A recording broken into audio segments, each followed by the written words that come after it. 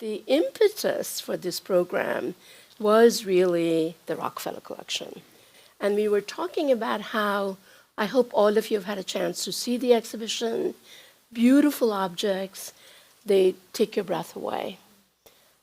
And that is because when JDR III and his wife Blanchette Rockefeller started this collection, it was after they had decided that Asia Society must exist, which was in 1956. And after that, they began collecting in earnest. And it has occurred to me that why are these among the finest of things? It's because they were committed to showing the best of Asia in America with the mission to educate Americans about Asia and all aspects of Asia. Now, mind you, 1956 was a different time. Asia was not the powerhouse that it is today.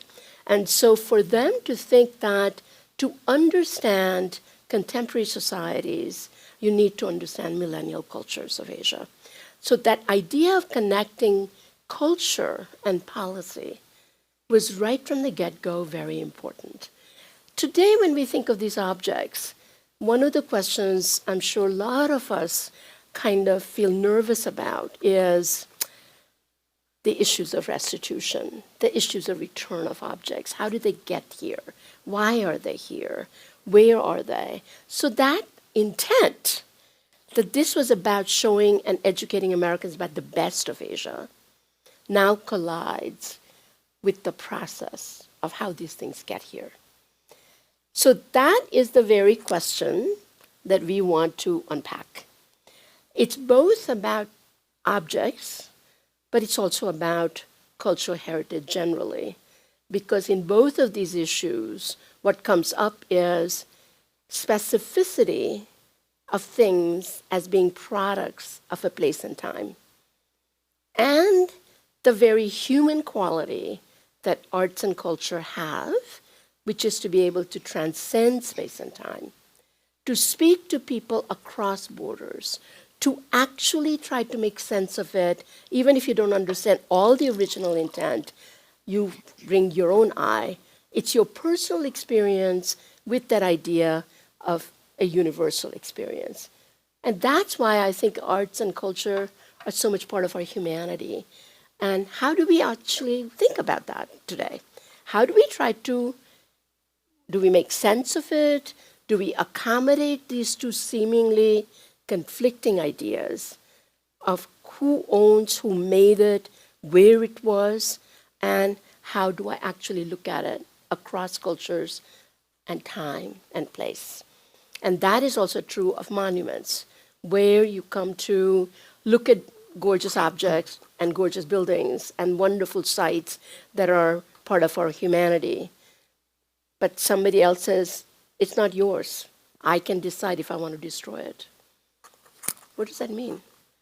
So our goal today is to actually think about these issues in much more nuanced ways than what you think about generally or what the press thinks about generally. So just yesterday in the New York Times, you probably read that there was another group of 50 objects being returned to Italy. And the person who was very central to that is one of the big guy in the customs officials in New York City who has made it his business to get these things to go back. All important. How do we think about that? So that's what we're going to try to do today.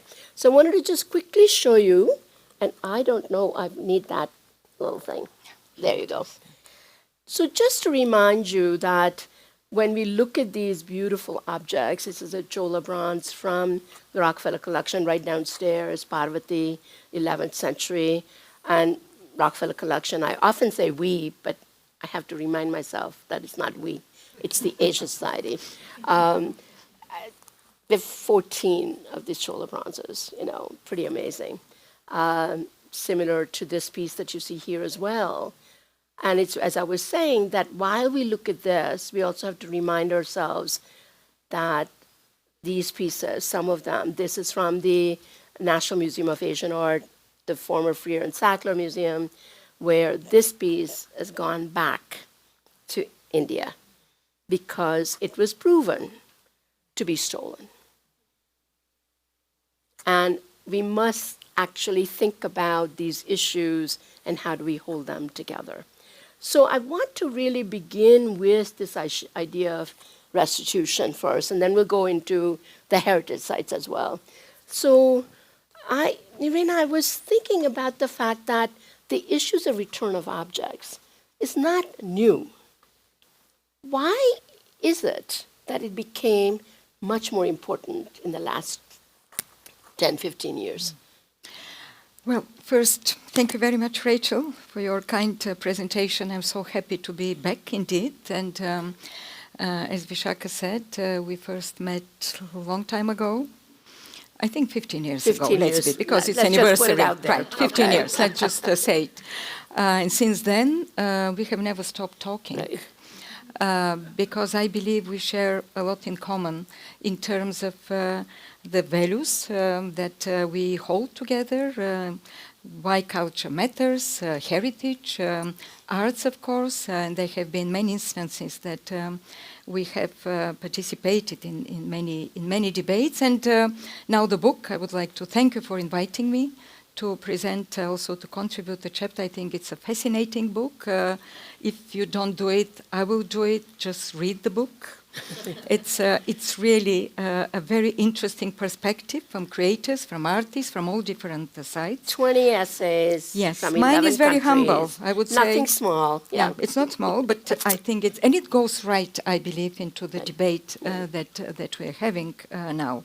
But if we come back to concretely to your question, even I would say that the terms restitution, return, have their own lives if we go back. As you said, it's not something new. There have been, but I think in the last years, it is because culture matters. Right. It is because we have seen that in many of the different situations, culture matters. And culture matters for very many different reasons. For some of the countries that are looking at their roots, the new kind of they look at their roots. Speaking about Latin American countries, where they look at the indigenous contribution to culture, just to give one example, or to their cultural linguistic diversity. We know that many of these countries are adopting more and more official languages of the indigenous population. The pre-Spanish languages are coming. They're looking indeed for their roots. In some other instances, and I'm speaking, of course, here, and I would like to maybe stop here. Asia, of course, we know the richness of Asian heritage and history, but I would like to say more about Africa in this particular case, because we know that in Africa 90% of their heritage, their movable objects are outside the country, outside their countries, outside the continent. Even they say more than that. So how do you educate young people to have confidence in their own culture or in diversity if they don't know it? Simply they don't know it. They're detached totally from that. So that is why in 2018, President Macron, I think indeed, it was a very important, very courageous, I would say, move from him to commission a report to two scholars from Senegal and from France, although she's working in Berlin, but she's French, Bénédicte Savoy, and the SARS-Savoy report. And they presented the report, which was about the return or restitution of cultural objects to African countries, with particular focus on Benin.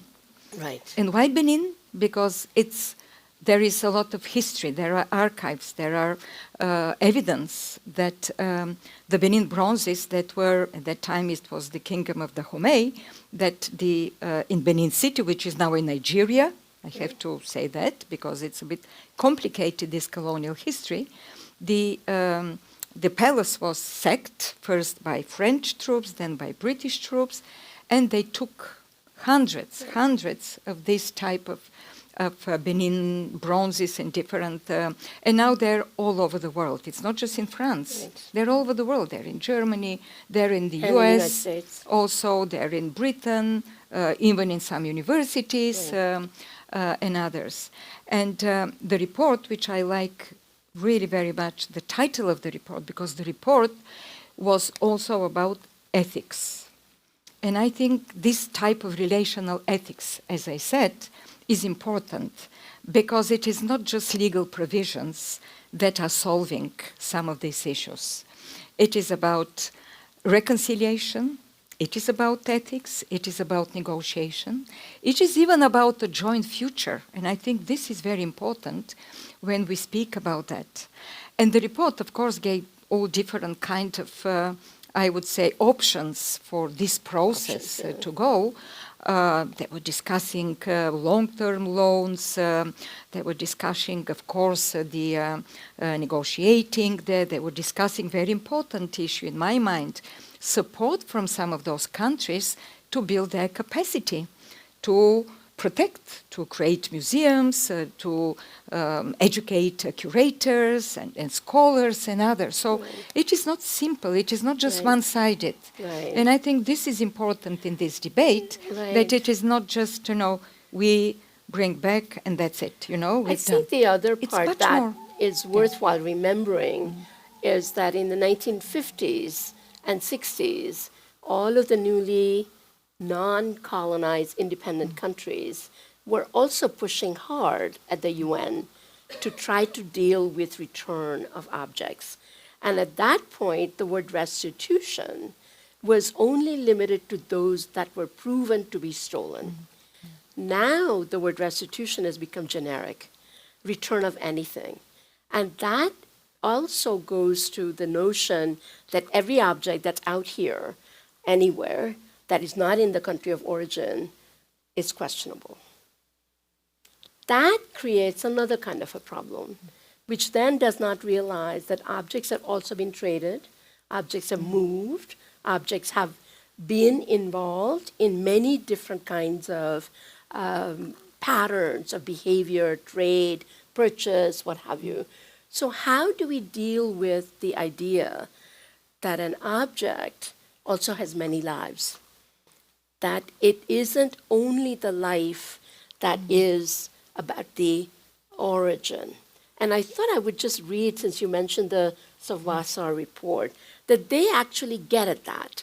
But in the general public, it gets much more simplified. And I thought that that's partly the problem that we are encountering. And this is actually from Irina's essay. So I figured that this is the perfect time to actually mention why do you like this report, right? Right. So actually, I didn't write this.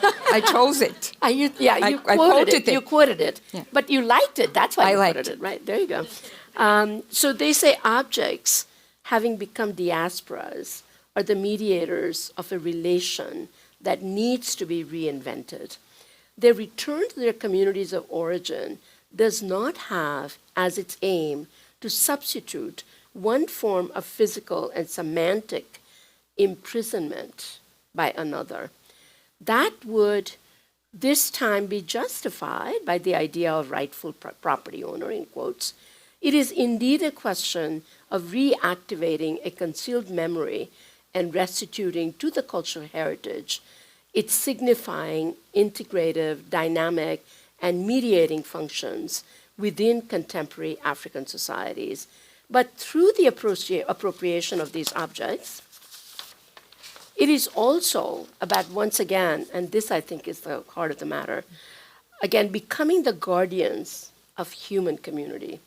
These objects, while being geographically localized, are the expression of human brilliance and are a material translation of humanity's creativity. The faces of human experience they reflect are universal. So there is something about where does it situated and what happens to them, but to not forget its power is beyond its particular community.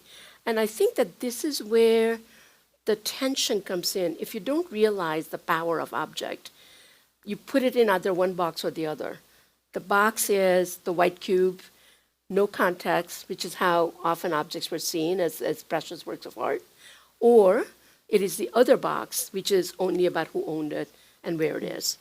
And how do we actually come to another level of understanding, which is their power and their humanity?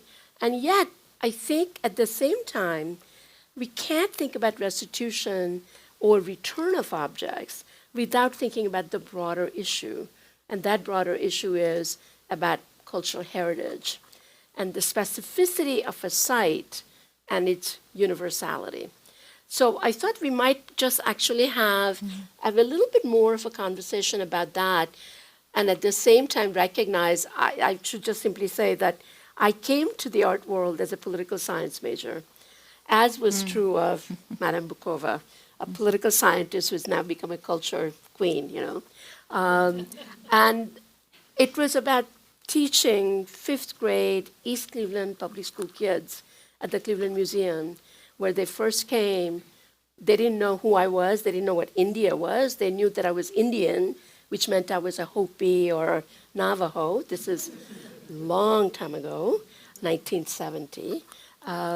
And then using dance and music and making art, where after 6 weeks of these kids being with me, they actually felt like Dancing Shiva was their friend, that they were looking at Chinese painting and looking at their own handiwork with brushwork and feeling like, hey, I can be here.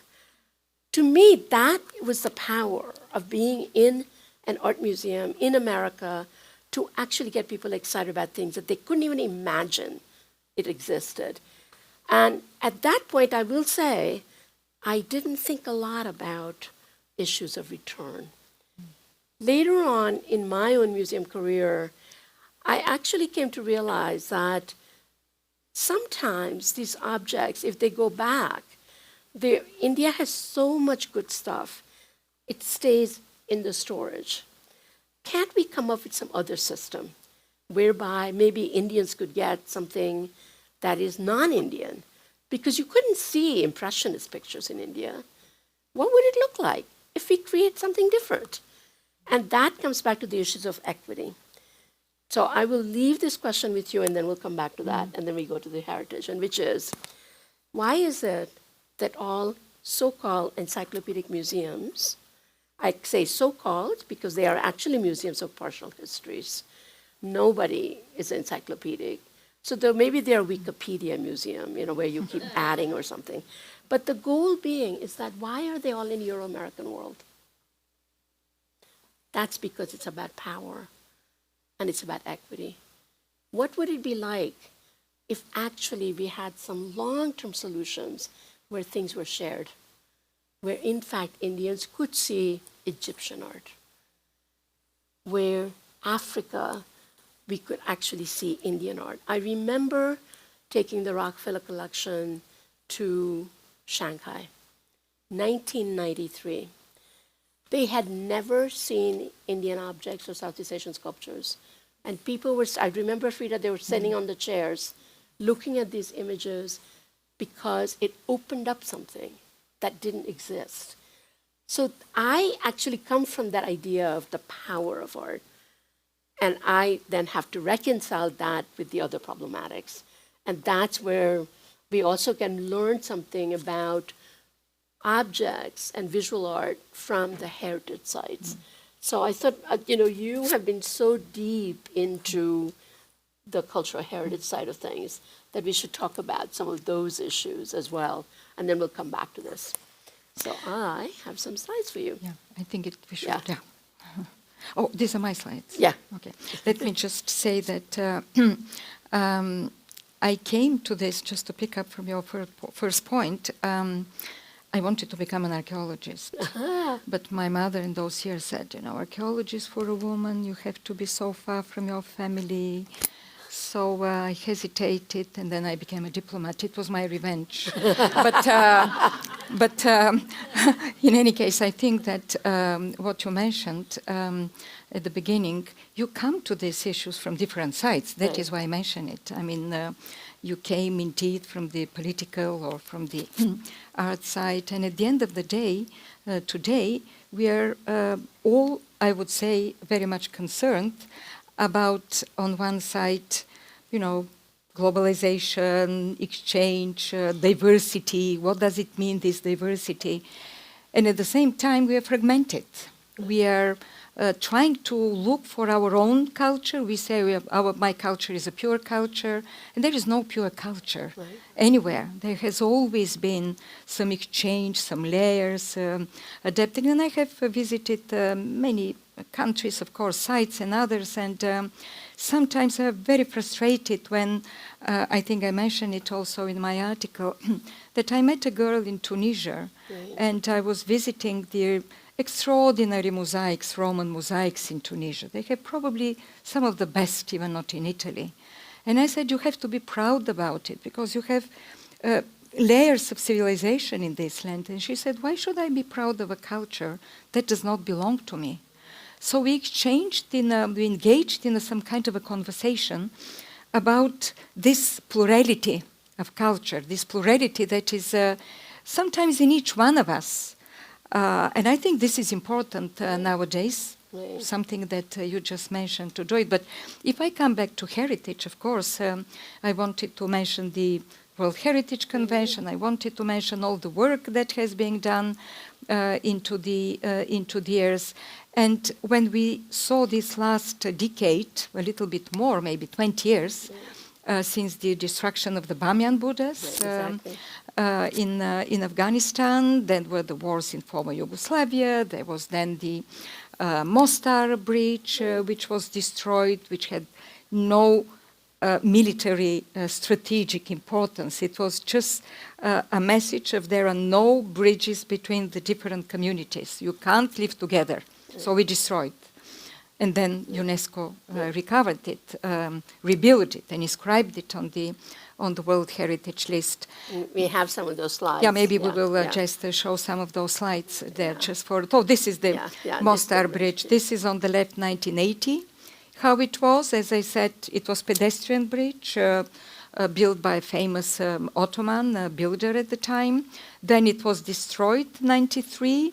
98, they were just, connected, and 2004, UNESCO restored it. And then the next slide is the official opening, inauguration of this bridge, which has been a huge event there. So how did the idea that the local communities actually didn't want to connect, and then what happened that made it possible to rebuild it within the community? Yes, well, I think that it was... so to say, one part of the, not the whole community, not the city itself, but, when you have warring parties and they consider that one side are the Croats, the other side are the Muslims, the Bosniaks, and there is also a Serbian community, so there were clashes between that, and they wanted to give the message that, it's over. We don't live together, we separate. It's a vivid example, physical, of a division among different communities. And that is why it was important to rebuild. And by the way, those of you who have been interested in the World Heritage Convention, the criteria, one of the main criteria is authenticity. You cannot inscribe something which has been rebuilt. There are two cases, which is first in Warsaw, the old part of Warsaw, Stare Miesto, that has been destroyed totally during the Second World War, then rebuilt in the 60s, 70s, and after that inscribed on the World Heritage. And this is the second, because the committee felt that the message is so important, so strong, that they can bypass, overrule, so to say, these strict criteria of authenticity. And I think they did right to inscribe it, because this is indeed about heritage as a bridge. Heritage is working with communities, uniting around something that is there.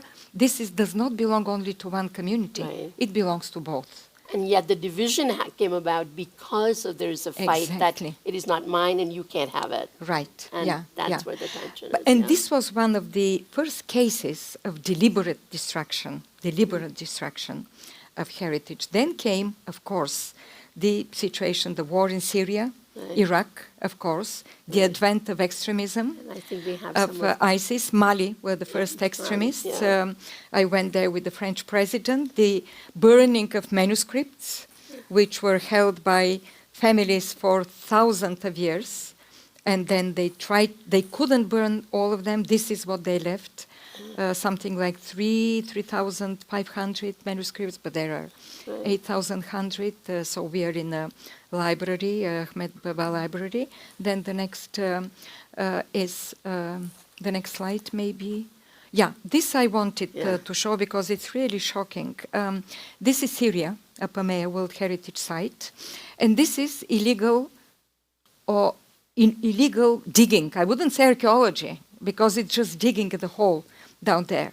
So on the left side you see how this field was, and on the right side you will see from a satellite picture that we were monitoring in those years, in 1914, 15, the satellite pictures, and you will see how it was, all these holes. And this is, if you go down, this is how it is. So they did not care whether they will destroy, they were just digging, picking up something if they could, destroying the rest, and trafficking it. Yeah. And then they financed by that, of course, their extremist activities. It was proven that they were getting from this, nobody can say, but billions, I think some considered, for their illegal activities.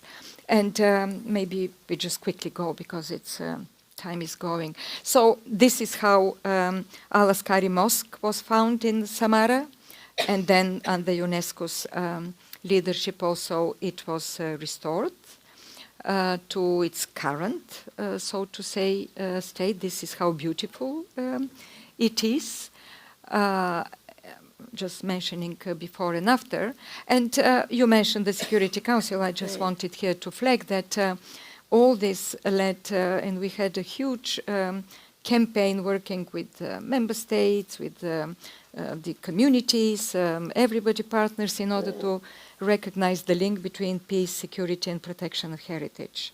It was not easy. I just want to say that initially the thinking was that art and culture is for the elites. It's, why should we hear security? Arts and culture. Yes, why should Security Council take up these issues? Actually, just one, and I stop here. When I went to meet the first Under Secretary General of the United Nations in 2011, it was after Mali, and I wanted to talk to him. He was very polite. He said, "It's the first time I meet a Director General of UNESCO. What is your point? Why do you come to me?" Because he was in political affairs. And I said, "Look, I think something is coming that it's changing the world. It's deliberate destruction. It's not collateral.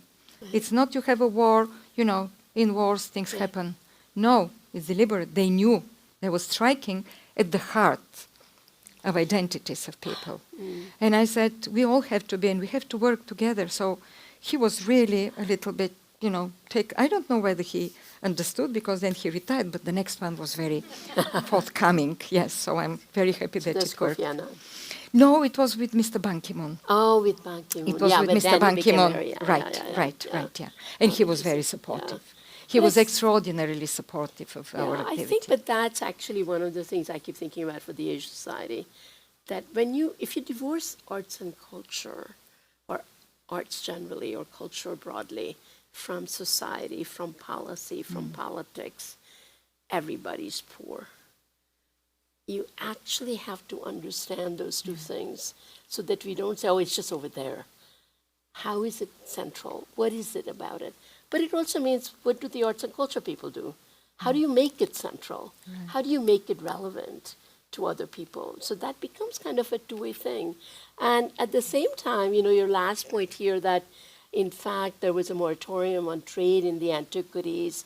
as it happened also after Afghanistan, it was kept, actually some of those sculptures were kept in a place, in a private museum in Europe, and then it went back to Afghanistan, and now I worry about it again, but that's a different thing. But this is very important, and I would like really to commend, the United States. Right. They were very supportive of this activity Right. because ICOM, International Council of Right. Museums, was Right. very strong on that, and we all know that ICOM is preparing the red lists, Right.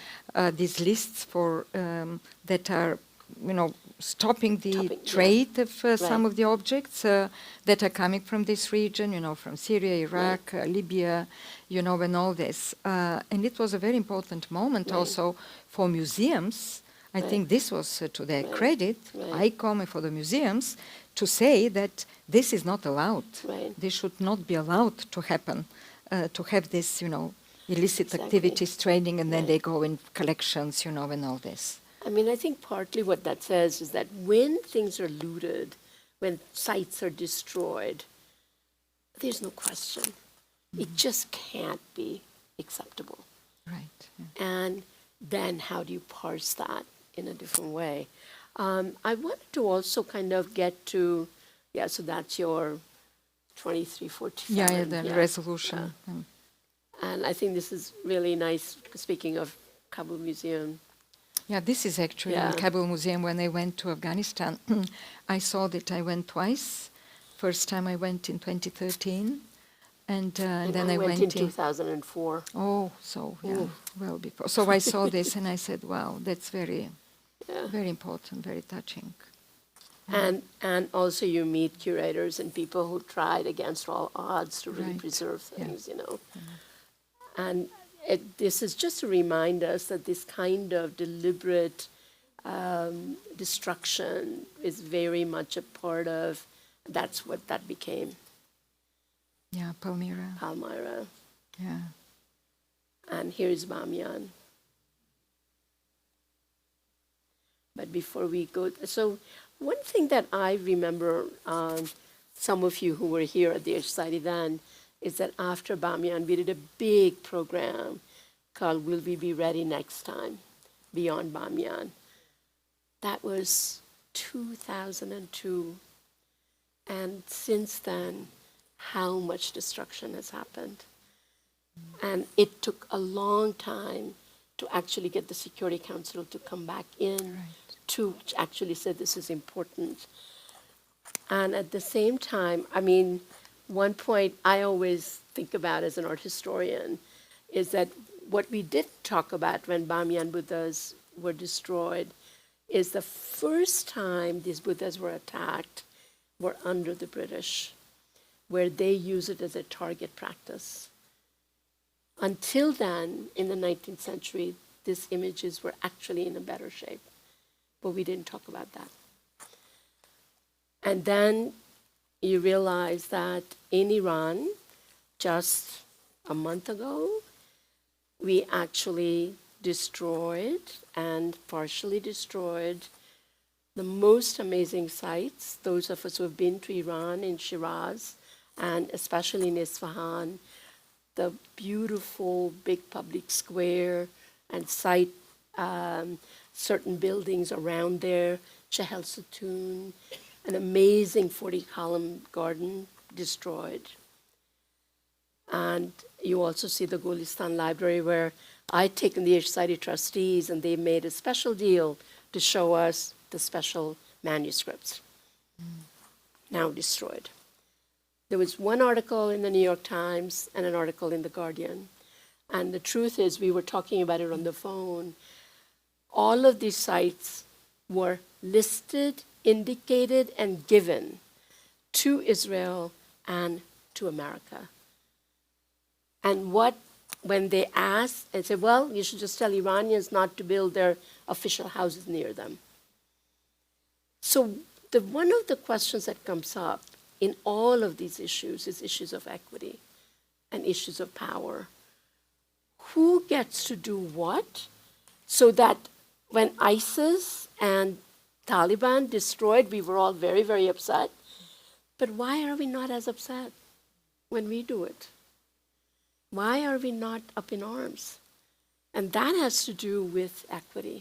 It has to do with power. Who has power where? The fact that the United States was very involved in the passing of this, illegal movement of objects after Syria and Iraq.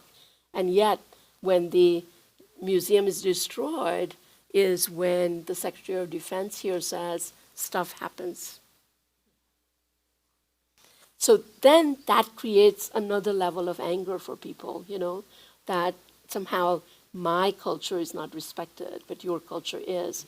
So we have to work a lot harder if you want to go beyond these questions of whose culture, where does it happen, and how do we go forward with all of this.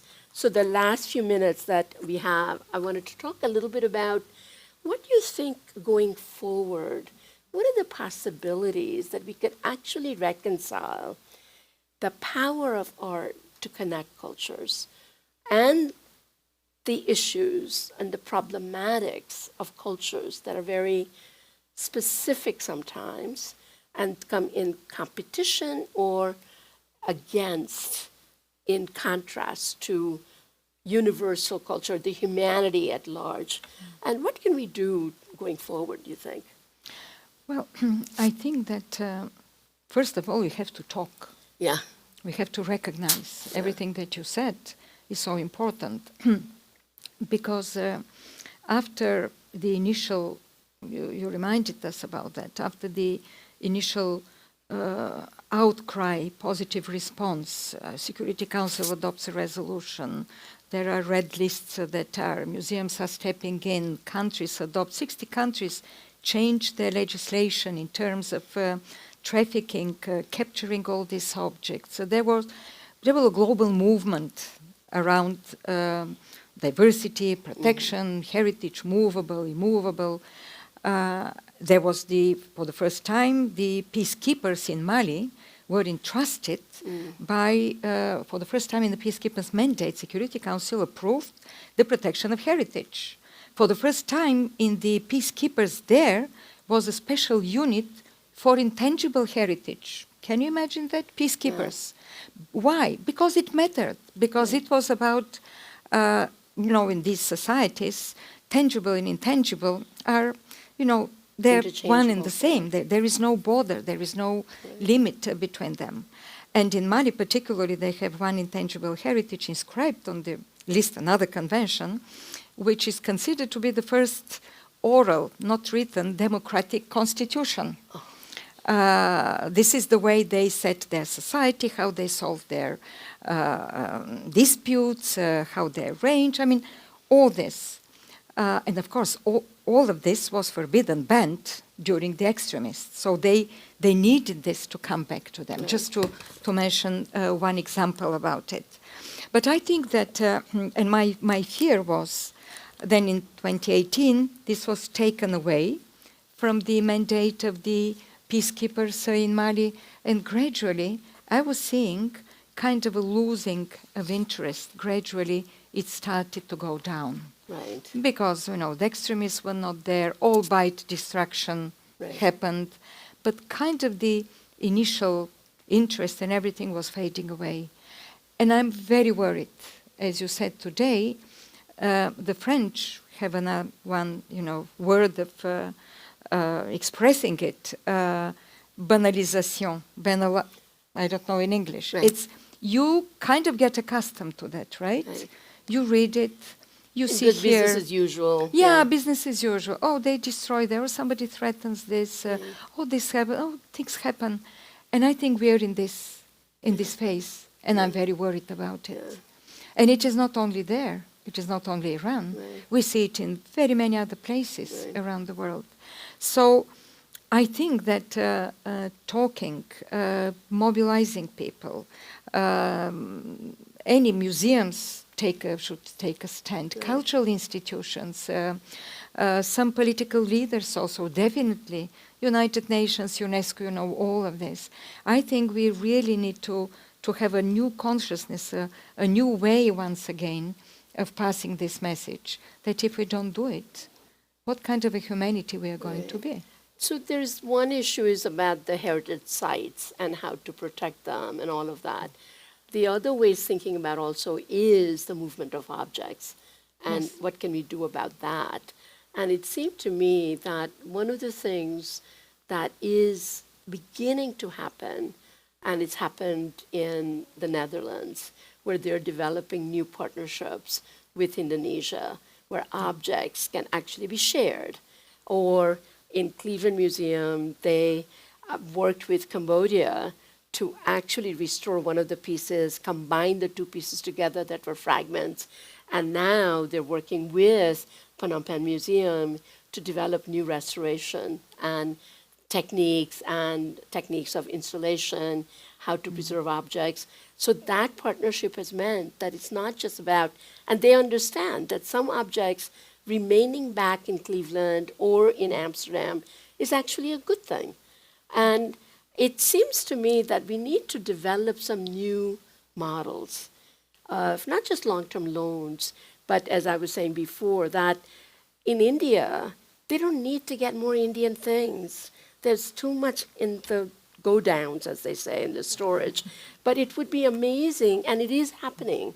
At Prince of Wales Museum, there's a Chhatrapati Shivaji Vastu Sangrahalaya, as it's called. I still think about it as Prince of Wales, it's a colonial name. But what they've done is that they're developing a relationship, have developed a relationship with the British Museum, with Berlin, and they're bringing ancient world objects together where you can actually see the Indian ancient stuff with other countries, and these are long-term loans. So what that means is that there is other ways to actually share beyond possession, beyond who owns something. And I want to just leave with you this last slide, and that is that of the object that I showed you that from the Freer Sackler that has gone back, they kept this dancing Shiva on a long-term loan at the National Museum of Asian Art.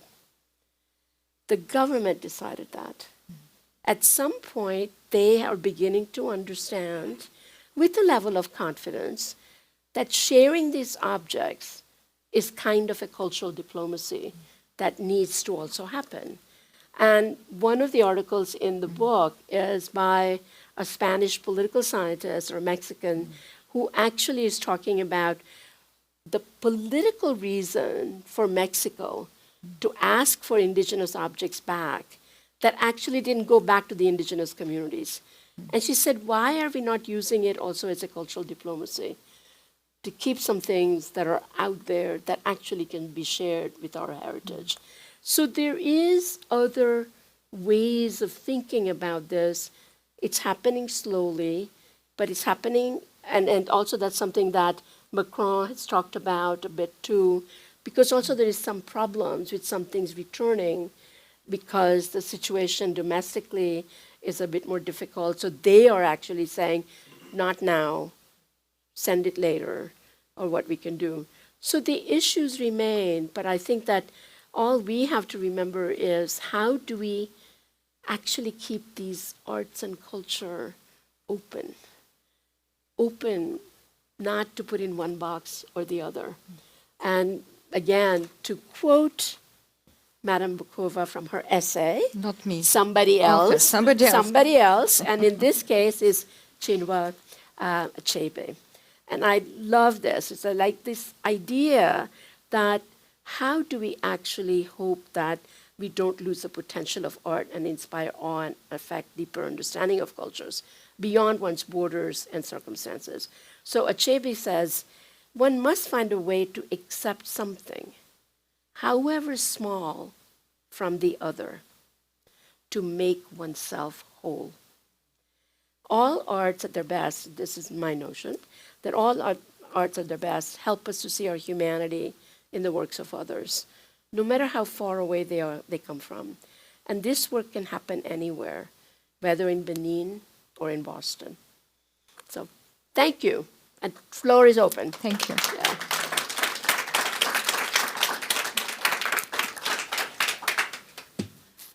So we have a microphone here. Just raise your hands if you have a question or a comment, and we'd love to open the dialogue. Somebody has to say something.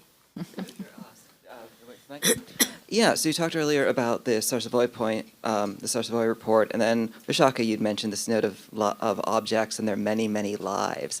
What the report doesn't really cover in any depth is the intellectual property behind these works. And I hate to add another problem to the mix, Right. but there is the question of what happens when objects in a collection that are, either looted or taken without, the permission of the community from which they originate. What happens to what is the intellectual property regime of that, right? And what happens, and what becomes of the sort of digital surrogates or the other types of derivative works, right? These works will appear in everything from catalogs to websites, Right. and then to like coffee mugs and mouse pads, Right. without the communities seeing any of those profits, and in a way that also diminishes to some capacity the singularity of the work. Yeah. What are your thoughts about that? I mean, I think that in a way, it's all tied up with the possession and ownership, right?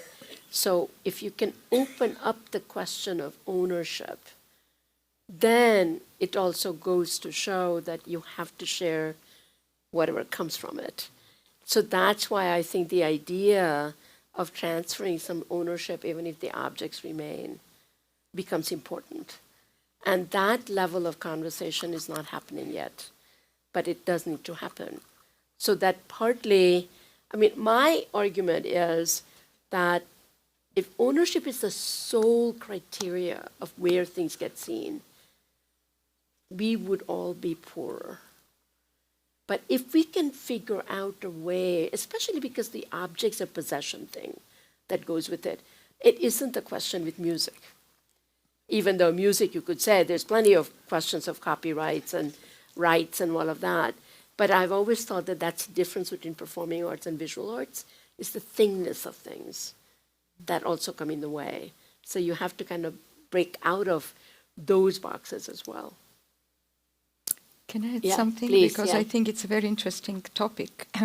Just Yeah, another please, yeah. kind of side of it. I think what you're speaking is about cultural appropriation, a process that has started not from today, long time ago, but it was not in the spotlight. Because if Saint Laurent was going in Morocco, taking their elements, ornaments, making, because he lived in Morocco, and everything, and it was considered, to be normal. Not anymore. I think today there is a much higher cognizance of, be it some of the motifs in Amazonia, of the tribes, or somewhere in Africa.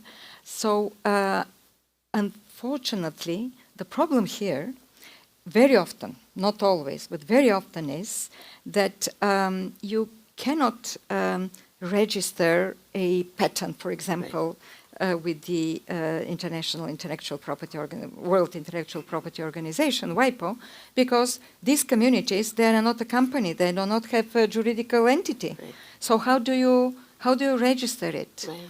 A lot is being done nowadays on the basis of ethics. And I started at the beginning. I think ethics, when we speak about culture, diversity, respect, plays a hugely important role. It's intangible, right? It's not prescribed by law, but ethics should be there. It's unethical to steal somebody's, culture, motive, and to earn money on that basis. Profit from it, yeah. Profit. You may do, but share it, as Vishakha just said. And there are already increasing number of, approaches, companies, people, and other enterprises, businesses that are looking at that, and not that basis there. We are not as yet there, but it's not like it used to be 20 years ago. I think there is a lot more of positive movement when it comes to cultural appropriation. Yeah.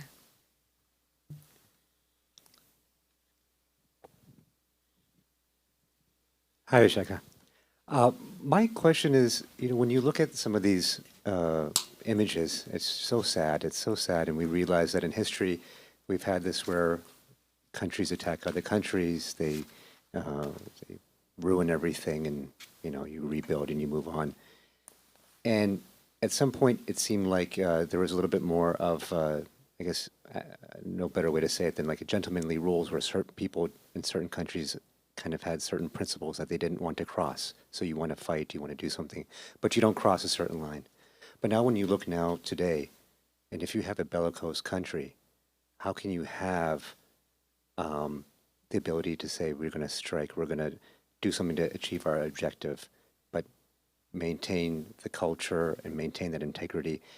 Because it just seems like it's just a conversation that can never be put into, I mean, I don't want to name names, but you put into certain people in the government who are fighting a war, they will just dismiss that. How do you overcome, a nature of bellicosism, if that's a word, today, when we have these conversations here, when there's so much education, there's so much, focus on it. Maybe there wasn't even a few hundred years ago, but it just seems like we're in 2026, and it seems like you would never be able to tell this administration that, keep that separate.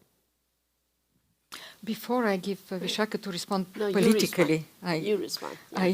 No, I just want to say one word, that it is not just, as we, not right, to attack or to destroy, but there are conventions. After the Second World War, the United Nations adopted conventions. The 1954 Convention, which is part of the Hague Conventions on Humanitarian, you don't attack cultural and educational institutions. If you attack them, you are just committing a crime. So it is not just, I like, I don't like, it has been.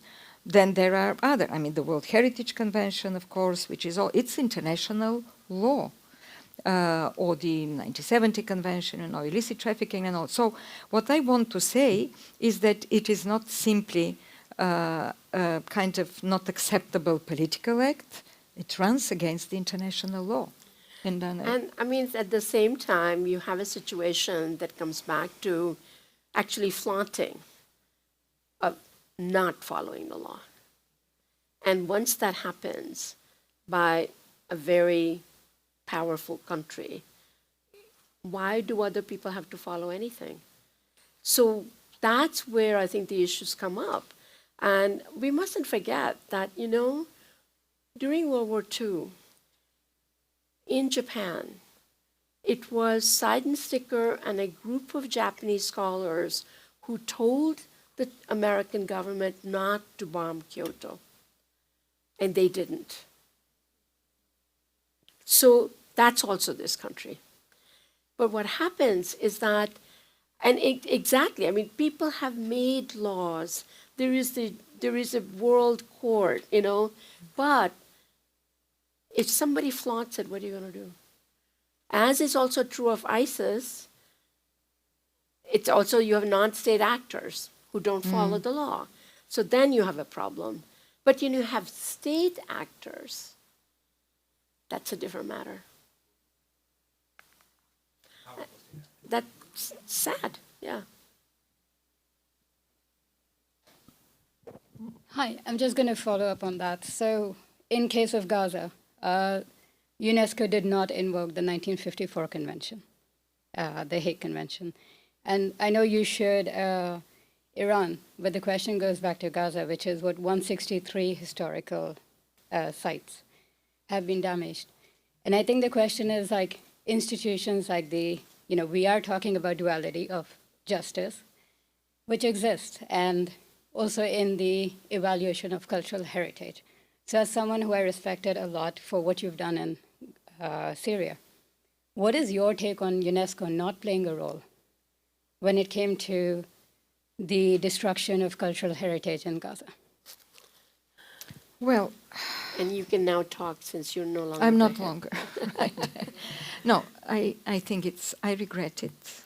I think we don't know even today much about Gaza. Gaza was the gateway to the Middle East, kind of, and so much destruction. Actually, I'm supporting a group of former colleagues, some of them experts and others who have prepared a very interesting, I wouldn't say project, it's more like a vision about the future of Gaza from the point of view of heritage, community, intangible and others that is important to think of after that. But to be very frank, I don't know how the debate goes within UNESCO. I just am not inside to say it.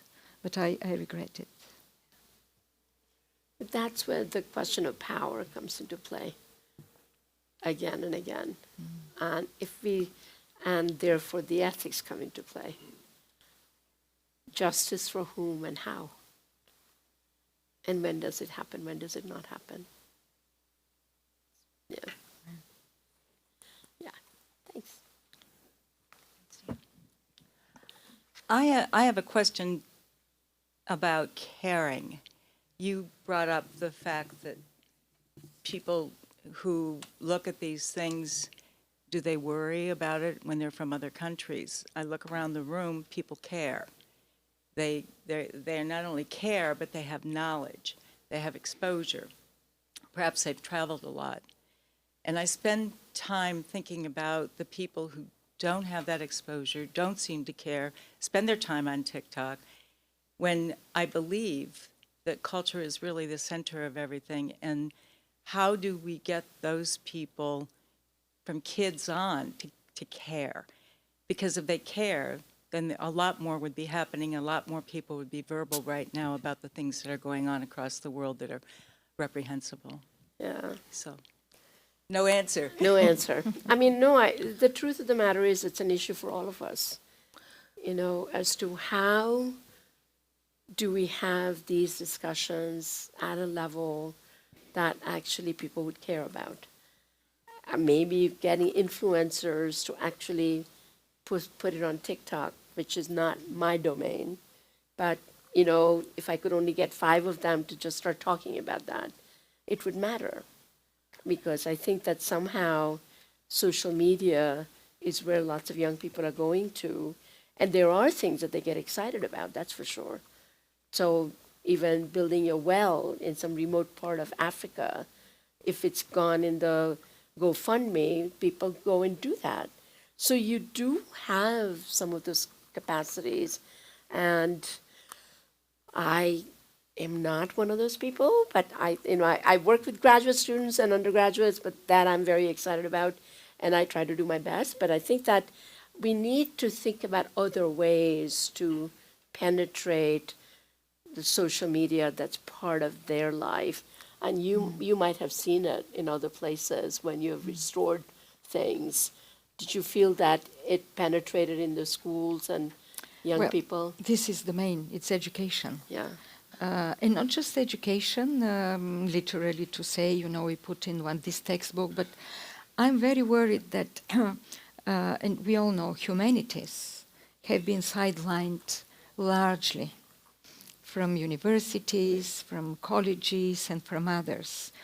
We don't teach enough, in my mind, art education, philosophy, even history. And this deprives young people of the foundation of understanding what is happening in the world. I remember, by the way, speaking about that, I was in Iraq just in 2014, I think, when ISIS started, you know, to go and they occupied Mosul and others. And I said, I have to go there. I was meeting the Prime Minister, what was his name, al-Malikia or something like that. Anyway, so we were talking and I said, Mr. Prime Minister, and we were involved in Iraq for many, many issues. And I said, these are your young people. Apart from the foreign fighters, we know that there were 25,000 foreign fighters, you know, coming from different parts of the world in Syria and Iraq. But I said, the majority of you, they're Iraqis. How can we help you? What should we also do? His response was exactly this. I was really surprised. He said, help us bring back history to our schools. Because young Iraqis do not know, they have forgotten that we were one of the most diverse region and country in the world. And they said, we have taken away this, you know, from the textbooks. for different other reasons, So I really believe this is important. And media, social media, of course, there I don't have an answer, to be very frank. Oh, Mary. Thank you so much for this wonderful discussion.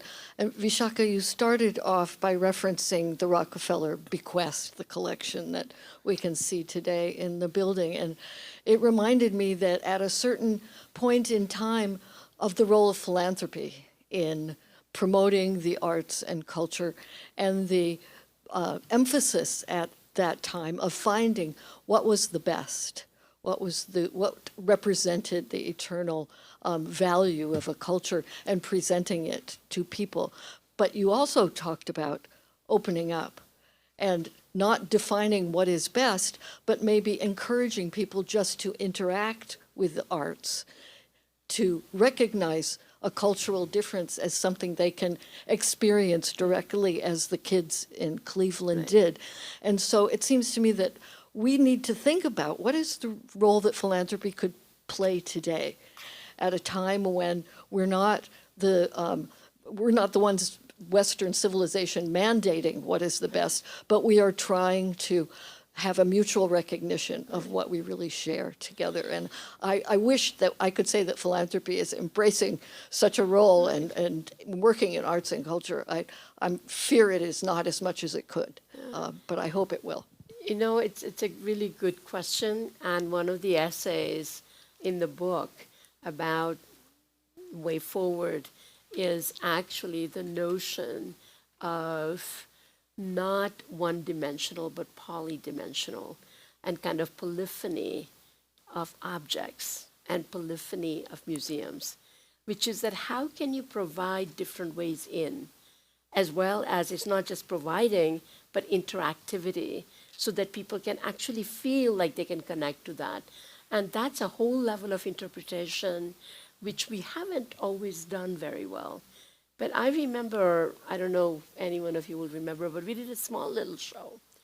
It was called Points of View. It was one case, I don't know if you remember that, but with 3 objects, all Chinese ceramics. And one was a blue and white that was done in Europe. One was imperial ware from China, and then one was more ordinary with different labels. One was about why did the Chinese emperor thought this was the right thing. But what was it that the Europeans were looking at, and how they didn't know how to do blue and white? And then they learned about that, but they could never quite get to where the Chinese were. And the third label was from a Chinese student from Chinatown who said, this reminds me a little bit of what my grandmother always keeps it in her little closet. It was only to suggest that people see things differently. And how do we actually get those voices, not overwhelm the work, but at least remind people a different way of looking. And just remember that whatever you have is a point of view. I'm a big, big believer in having labels and names and curators. It's somebody is figuring it out as to what it is. And I just saw a wonderful show. I was in San Francisco at De Young, which is a Native American contemporary art. And those contemporary artists selected pieces from the collection, which are the indigenous artists' things, and what it meant to them, and why they were really inspired by it or not, or problems or whatever. And there was a work of theirs as well. But it was very directly connected. So you could look at the object, you could look at their thing, but you were also looking back at their perception of it. So those kinds of things just create new ways of appreciating. And I think we have to be a lot more fluid and, I don't know, just try it out. So if it doesn't work one time, it'll work another time. And not have a voice of God, VOG. This is the museum. And I think that kind of authority, it's also true that people come to museums for authority. And yet you have to recognize that expertise is one voice. And our responsibility is to bring other voices into. I'd like to ask a Philanthropy has to question. support it. There you go. So I wanted to ask a question, which is, let me ask this very quickly and we'll go over there, which was just thinking about the work of the Aga Khan Foundation, in which they think of a healthy society as one in which you're thinking about the economic prosperity of society, you're thinking of health and welfare, and you're also thinking of the culture, and that it's when they all come together that you actually define a healthy society. So I'm just wondering if you could comment on that concept. Yeah, I worked a lot with the Aga Khan Trust for Culture, and I'm still continuing to support them in their work. Actually, I was in Kyrgyzstan in September. There was a very interesting exchange conference with the new Aga Khan, Prince Rahim, Yeah. and we were speaking once again about the importance of protecting of heritage, but also what is their, I would say, mark. It is that they're not just rebuilding some palace or garden, they're working with communities. And I think this is very important. They work with communities in terms of they create jobs, they also train them, they are creating expertise in very many of these places. And they're very open-minded as to working also in different settings. And I think this is great indeed. I just want to say only, kind of laudatos for what they're doing. Yes, I agree. Last question. Thank you very much. For the past 2 weeks at the United Nations, it was both the financing piece was spoken of in many of the events, and then the indigenous peoples for 2 weeks were meeting.